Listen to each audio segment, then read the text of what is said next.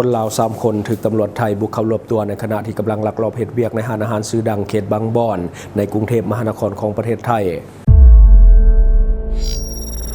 Time to share สัมผัสการเดินทางแบบใหม่ไปกับmigula.com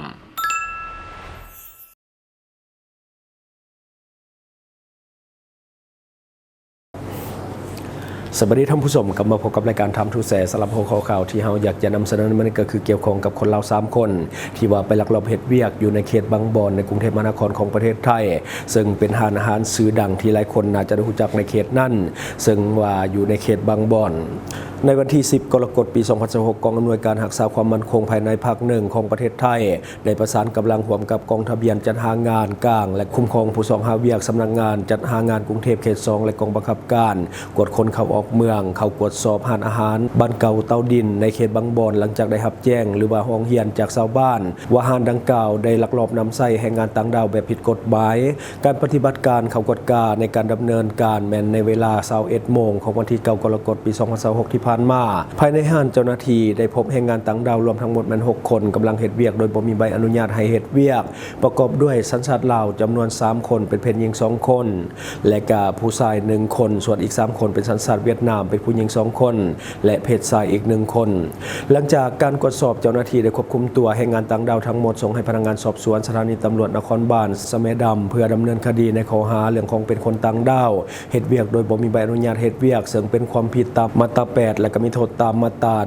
101แห่งพระราชกำหนดการบริหารจัดการการเฮ็ดเวียกของคนต่างด้าวพ.ศ. 2560และฉบับแก้ไขเพิ่มเติมในพ.ศ. 2561เจ้าหน้าที่ระบุว่าการกวดการและบังคับใช้กฎหมายในครั้งนี้เป็นไปด้วยความเรียบร้อยในระยะต่อไปหน่วยงานที่เกี่ยวข้องจะสืบต่อประสานงานกวดการสถานประกอบการต่างๆที่อาจมีการลักลอบนำใช้แรงงานต่างด้าวที่ว่าผิดกฎหมายเพื่อดำเนินการตามกฎหมายอย่างต่อเนื่องอันนี้ก็คือในของข่าวสั้นๆมีคนลาว3 คนถูกจับเป็นหญิง2และก็เป็นชาย1ที่จริงคนลาวเฮาในจังคนไทยต้องการอยู่แล้วนอกกว่าประเทศอื่นๆบ่ว่าจะเป็นกัมพูชาหรือเมียนมาคนลาวเฮานี่เป็นที่ต้องการของแรงงานขออภัยของนายจ้างที่ว่าเป็นคนไทยฉะนั้นอยากให้ไปถูกต้องตามกฎหมายหลายกว่าผู้ที่ว่าจ้างก็จะสบายใจคนที่ว่าไปเฮ็ดเวียกก็สบายใจเช่นเดียวกันเนาะบัดนี้มาเบิ่งอีกข่าวนึงก็คือเจ้าหน้าที่ปกสเข้ากวดล้างแก๊งสแกมเมอร์3 จุดอยู่เมืองนาไซทองนครหลวงเวียงจันทน์ซึ่งกักตัวผู้ต้องสงสัยได้ทั้งหมดเป็น35 คนพร้อมกับของกลางอีกเพียบในวันที่ 7 กรกฎาคม ปี 2026 เจ้าหน้าที่หน่วยงานคุ้มครองคนต่างประเทศและก็ท่องเที่ยวสังกัดแผนกสันติบาลกองบัญชาการปกสเมืองนาไซทองนครหลวงเวียงจันทน์ได้ประสานกำลังกับปกสกลุ่มและก็อำนาจการปกครองบ้านดำเนินการกวดการและก็กวดล้างกลุ่มผู้ต้องสงสัยเกี่ยวข้องกับเรื่องของขบวนการสแกมเมอร์จำนวน3 จุดภายในขอบเขตเมืองนาไซทองสามารถกักตัวผู้ต้องสงสัยได้ทั้งหมดก็คือ35 คนพร้อมกับยึดของกลางจำนวนหลายรายการจุดที่1ก็คือเจ้าหน้าที่ได้ประสานกับปกสกลุ่มนาคาและอำนาจการปกครองบ้านพ้นม่วงเข้ากวดกาเฮือนให้เซาแห่งหนึ่งสามารถกักตัวผู้ต้องสงสัยได้13 คนในนั้นเป็นเพศหญิงเพียง1 คนทั้งหมดเป็นสัญชาติจีนพร้อมกันนั่นได้ยึดของกลางประกอบมีคอมพิวเตอร์โน้ตบุ๊ก1 เครื่องโทรศัพท์มือถือ74 หน่วยและหนังสือพันแดน2 หัวและโมงใส่คอมือก็คือ1 หน่วยและใส่คอคายคือคำ1 เส้นใส่คอคายคือเงิน1 เส้นแหวนคายคือเงิน3 วงและสายแขน1 เส้นบัตร ATM จำนวน13 บัตรบัตรประจำตัวจำนวน18 บัตรใบขับขี่จีนจำนวน3 ใบบัตรแรงงานกัมพูชา2 บัตรและกระตุ้มหูคายคือคำ1 คู่พร้อมด้วยเงินสดได้แก่เงิน$สหรัฐ$100สหรัฐเงินหยวนของจีน 1,000 หยวนและก็เงินกีบของลาว100,000 กีบและจุดที่2ก็คือเจ้าหน้าที่ได้ร่วมกับปกสกลุ่มนาทรายและก็อำนาจการปกครองบ้านน้องยาวเข้ากวดกาเฮือนเซาอยู่บ้านน้องยาวสามารถกักตัวผู้ต้องสงสัยได้ทั้งหมดแม่น8 คน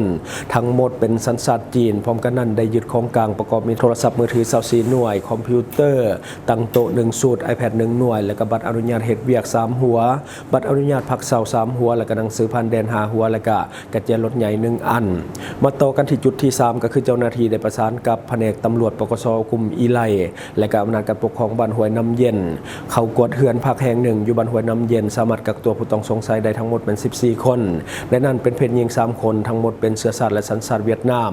พร้อมของกลางประกอบมีโทรศัพท์113 หน่วยคอมพิวเตอร์ตั้งโต๊ะ1 สูตรและก็หนังสือพันแดนจำนวน2 หัวรวมผลการปฏิบัติการ3 จุดเจ้าหน้าที่สามารถกักตัวผู้ต้องสงสัยได้ทั้งหมดเป็น35 คนในนั้นสัญชาติจีนเป็น21 คนและสัญชาติเวียดนามเป็น14 คนนอกจากนั้นยัง ยังสามารถยึดอุปกรณ์สื่อสารคอมพิวเตอร์หนังสือผ่านแดนบัตรประจำตัวและของกลางอื่นๆจำนวนหลายรายการซึ่งคาดว่าจะเป็นหลักฐานสำคัญในการขยายผลการสืบสวนคดีปัจจุบันเจ้าหน้าที่กองบังคับการปกส.เมืองนาไซทองได้นำเอาตัวผู้ต้องสงสัยทั้งหมดไปควบคุมไว้ที่สถานที่ควบคุมชั่วคราวเพื่อดำเนินการสืบสวนสอบสวนและขยายผลคดีให้มีความครบถ้วนโปร่งใสและก็เป็นไปตามขั้นตอนของกฎหมายขณะเดียวกันเจ้าหน้าที่ยังได้สืบต่อขยายผลเรื่องของการสืบสวนเพื่อกวดหาผู้ร่วมขบวนการหรือว่าผู้เกี่ยวข้องอื่นๆตามกฎหมายต่อไปอันนี้ก็คือเนื้อในของข่าวดอกสแกมเมอร์ต่างชาติตอนนี้ถือว่าจับได้แบบรายวันแต่ยังบ่ปรากฏว่ามีคนลาวคนใดที่ว่าเป็นแบ็คหรือว่ามีส่วนเกี่ยวข้องที่ว่าอยู่เบื้องหลังเนาะแม้แต่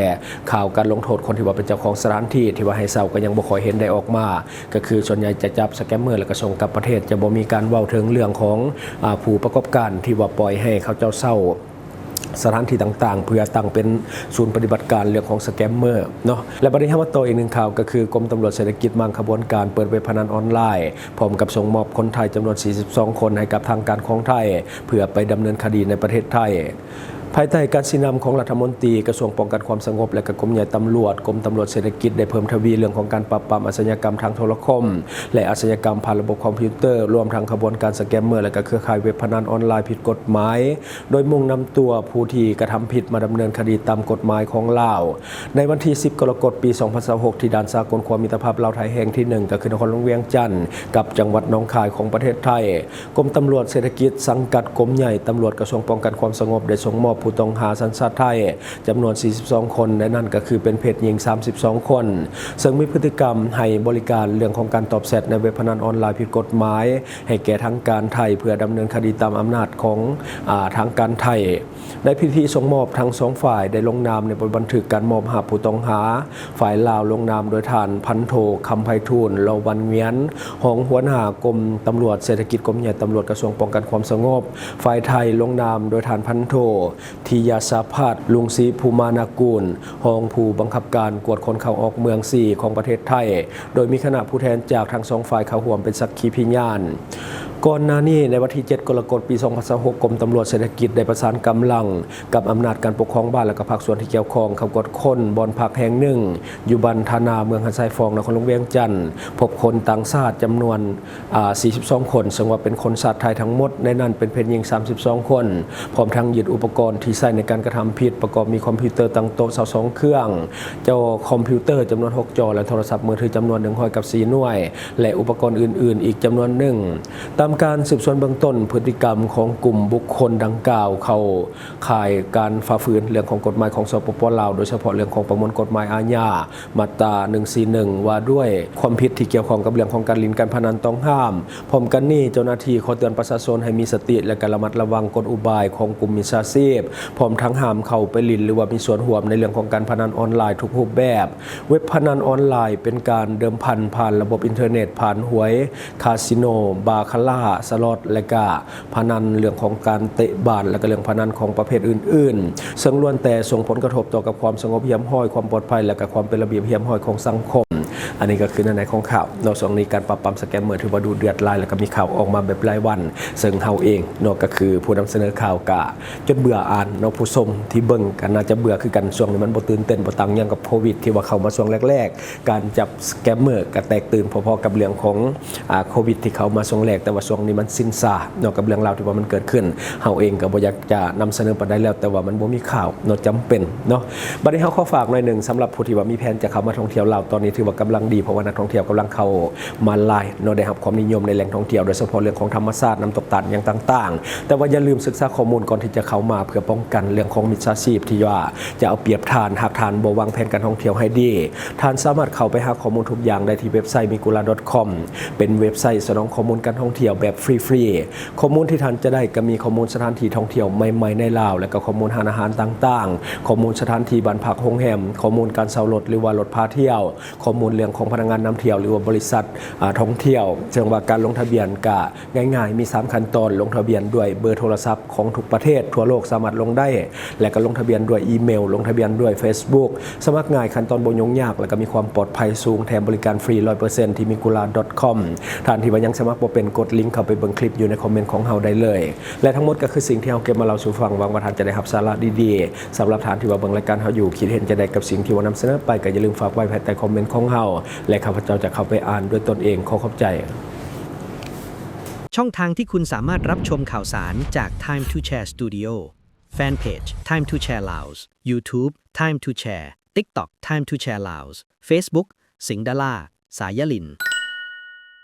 อยู่เมืองลาวใช้แต่เงินกีบลาวและส่งเสริมผลิตภัณฑ์ภายในเพื่อลดพรการนำเข้าสินค้าและแก้ปัญหาเงินตา Subscribe for more video.